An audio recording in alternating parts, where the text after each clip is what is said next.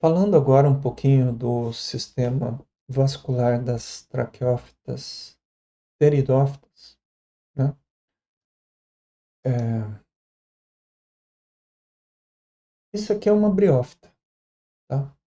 Isso aqui é uma briófita. Só para fazer a comparação, né? Porque quando a gente fala traqueófita sistema vascular verdadeiro, a gente novamente pensa que as briófitas não têm sistema vascular.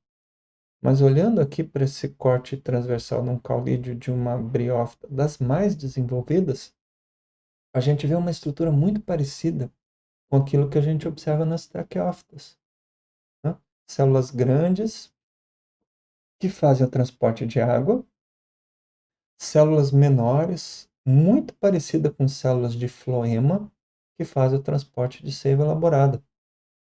Então, nitidamente, a gente está vendo uma estrutura de transição aqui, né? Parecido com o que a gente vai ver nas traqueófitas depois. Só que, na verdade, o funcionamento do hidroma e leptoma é diferente do que o que a gente vai ver nas traqueófitas, né? Fisiologicamente diferente.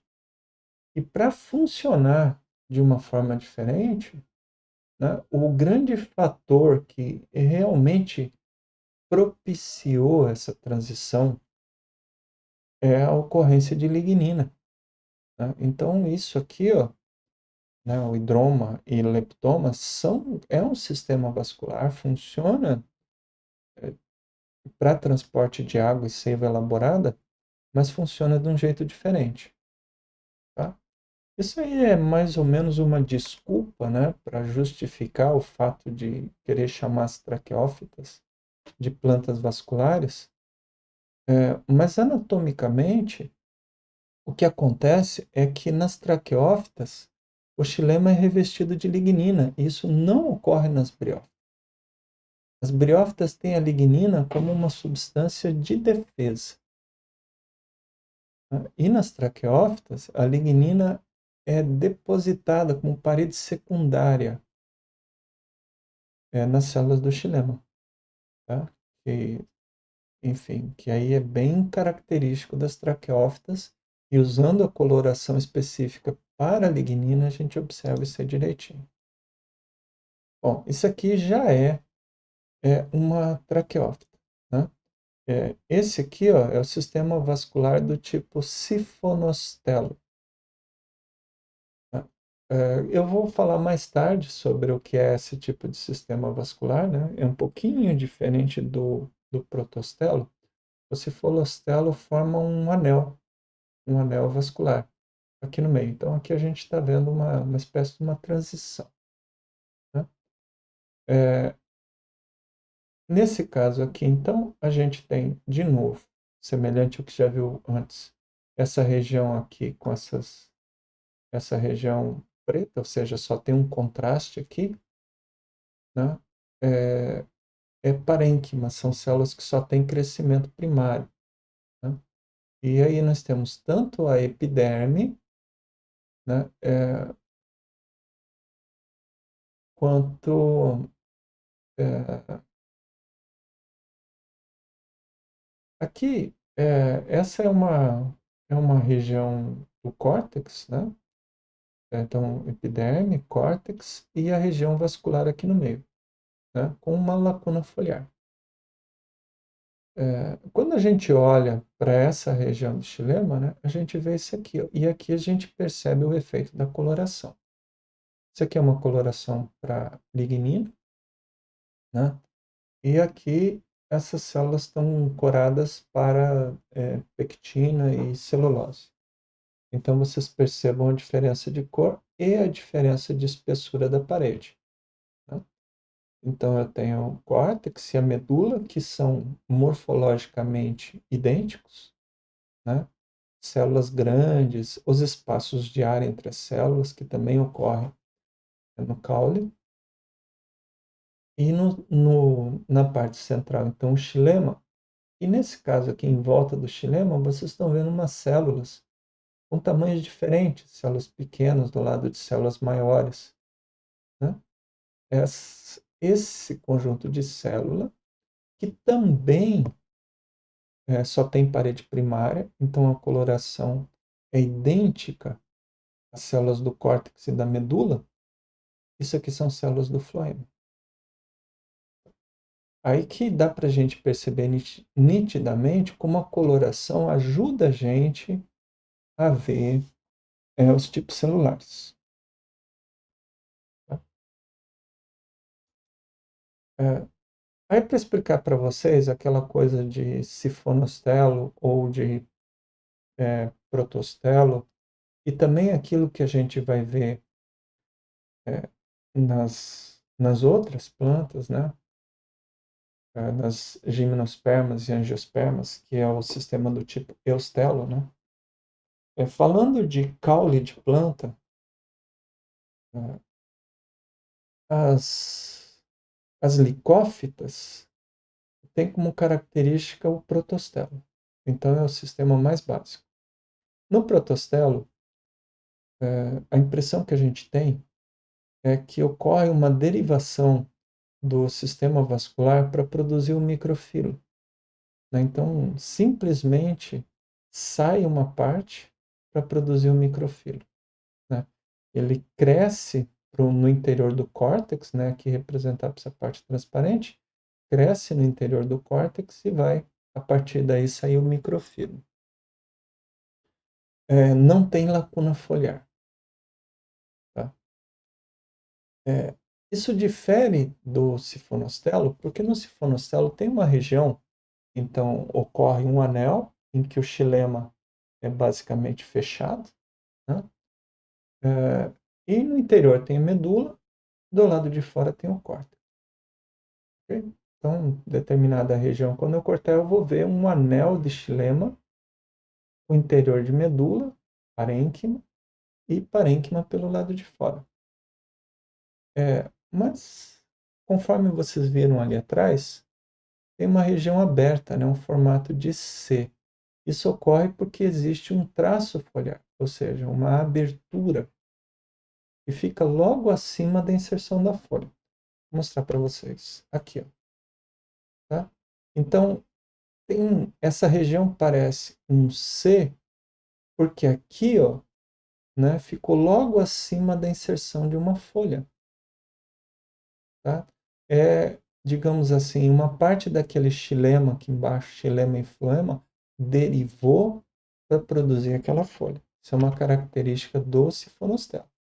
Tá? Começa a ver essa presença de lacunas foliares, né? Aqui no caso não tem a lacuna, né? Esse desenho aqui é representando apenas a saída do córtex, né? A lacuna foliar aparece aqui, ó, tá? Essa abertura. Então, se cortar aqui, eu vou ver o xilema como um C, né? Que nem a gente viu aqui. Feixe vascular em forma do C. Bem característico de sifonostelo. Por outro lado, nas espermatófitas, a gente vê uma distribuição diferente, né? Que é o denominado eustelo, né? Que é o sistema considerado o sistema mais avançado, né? Quando tem os feixes vasculares individualizados. Aí existem alguns tipos de distribuição, que eu não vou entrar em detalhe agora, né? Mas esse aqui é característico daí das espermatófitas. E nas pteridófitas, a gente vai encontrar, então, esses dois tipos. Nas licófitas, o protostelo, ou ainda, né, esse sifonostelo, mas aí sem as lacunas foliares. E nas monilófitas, como as samambaias, a gente vai encontrar, então, o sifonostelo com lacunas foliares. Aqui alguns exemplos, né? Aquela que eu tinha mostrado antes naquele esquema, né? Um protostelo. Né? Sim, só para ficar claro, as raízes das plantas, de forma geral, mesmo as plantas superiores, têm protostelo. Tá? Isso aqui funciona bem para a raiz, Porque raiz não produz folhas, não sai folha. Então não precisa de lacunas foliares, não precisa de derivações. Então o protostelo funciona muito bem. Tem exceções, tá? Mas para muitas plantas o protostelo funciona na raiz. O sifonostelo, que nem a mesma figura que eu mostrei antes para vocês, e aqui um eustelo de uma dicotiledônia, né? Então vocês estão vendo aqui um feixe vascular, xilema aqui, olha as células grandes que já dá para perceber mesmo nessa ampliação, floema aqui por fora, né? Um pouquinho de esclerênquima que também não dá para a gente perceber direito nesse aumento, mas que eu vou mostrar no futuro para vocês. E vocês estão vendo isso aqui formando um anel, né? Isso aqui é característico do caule de dicotiledôneas. Esses vários feixes vasculares em volta de uma região de parênquima denominada de medula. Gente, esses termos, feixe vascular, córtex, medula, epiderme, são necessários que vocês aprendam e são característicos da anatomia vegetal. Então, eu vou repetindo eles para que vocês se familiarizem com esses termos e entendam como que eles foram evoluindo para chegar depois nas angiospermas, que são o foco principal da nossa disciplina. Bom, aqui ó, essa é uma figura bem interessante, né? Todas essas estruturas aqui são de pecíolo, de folhas de diferentes tipos de pteridófitas, né? E mostrando aqui uma região, né, chamada esteroma, que são células de parede muito espessada que participam da estrutura, né? Vocês podem ver aqui, ó, essa região escura em volta do pecíolo, tá? É a região do esteroma. Então, além do xilema, desses depósitos de parede secundária, existem outras células que produzem parede secundária, né? Nesse caso aqui chamado de esteroma hipodérmico. Eu também não vou entrar em muito detalhe. Aqui para vocês terem uma ideia do tamanho da folha, comparado ao lado do rapaz aqui, né? Isso aqui é uma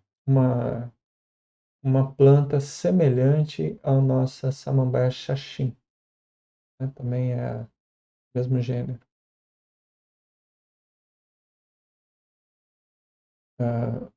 Bom, se alguém tiver interesse, esse aqui é o artigo que mostra, faz essa discussão aqui sobre esses tecidos. Então, essas estruturas, né, foliares está associado com a presença do tipo do sistema vascular, como o sistema vascular se desenvolve e aí a produção ou dos microfilos ou dos megafilos. Então, as licófitas têm microfilos e as monilófitas têm megafilos. Tá? No caso das licófitas, o que acontece é que não tem lacuna foliar. O que é característico aqui é a ausência de lacuna foliar. Tá? Então, eu tenho lá aquela região do feixe vascular e a derivação do microfilo, né, da folhinha, sem a formação de uma lacuna foliar. Tá? E aqui, a presença da lacuna foliar, né, no sifonostelo, né, que daí vai ser característico das samambaias, as monilófitas. Tem algumas teorias para a origem, né, dessas estruturas, como que elas se desenvolveram, né, a partir da paleontologia, né, e que o micrófilo se desenvolveu a partir de um ramo, né, então seria uma, o esporófito ramificado, que também surge a partir das traqueófitas, né, o esporófito ramificado em que simplesmente o ramo não se desenvolve. se desenvolve apenas parcialmente e acaba virando o micrófilo. Então, se especializa para a fotossíntese. E no caso do megáfilo, né, a gente tem essa ramificação muito mais extensa.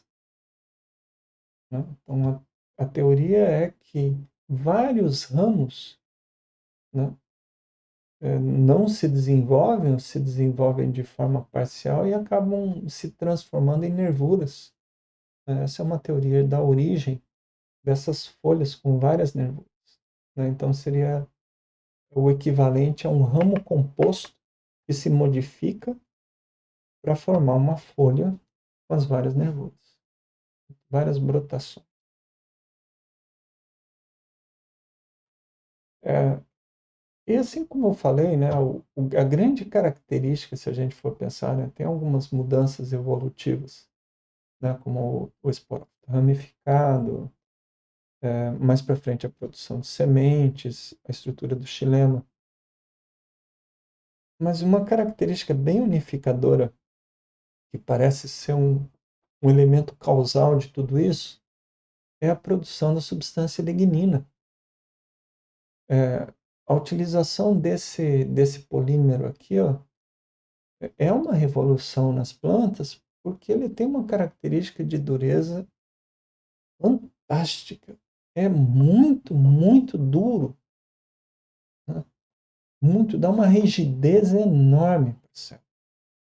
Né? Quando as plantas aprenderam a fazer os depósitos de lignina após o alongamento celular, né, formando a parede secundária, isso permitiu toda uma série de possibilidades no crescimento da planta, né, que eventualmente levou ao crescimento secundário, o crescimento em espessura e a formação então das lignófitas, as plantas que têm o lenho verdadeiro. Não é à toa que lenho tem essa relação aqui estrutural com lignina. É, e então tem vários tecidos estruturais que contêm lignina. E o próprio funcionamento do xilema tem a ver com esses depósitos estruturais. A lignina não só é resistente, mas é impermeável. Esses dois aspectos são muito importantes para o seu funcionamento.